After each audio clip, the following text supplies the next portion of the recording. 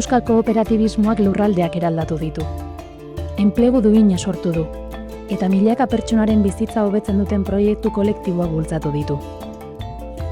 Hurbiltasunetik egin du hori, ez erakusleiotik, praktikatik, ez artifiziotik.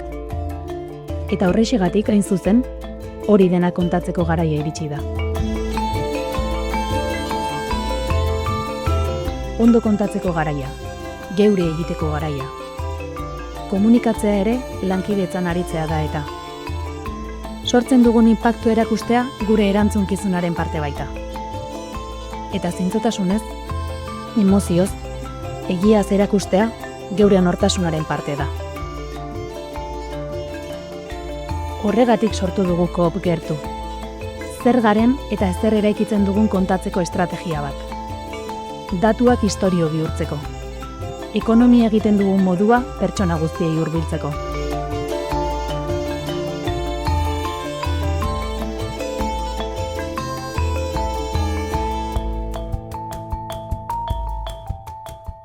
Coop Gertu ez da kanpaina bat. Garena kontatzeko modu berri bat da. Kode aldaketa bat da, pertsonak erdigunean jarrita, baita komunikatzean ere. Kooperatibismoa dagoen lekuan, komunitatea dago. Etorkizuna dago. Ekonomia ulertzeko beste modu bat dago.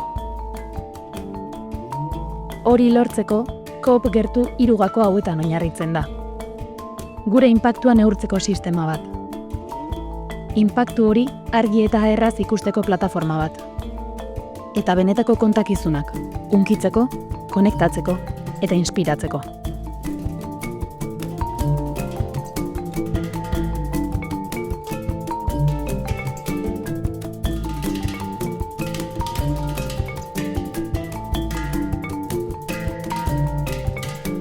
Pertsona bakoitzak, auzo bakoitzak, bailara bakoitzak, ondoan kooperatiba bat dagoela jakitea nahi dugu.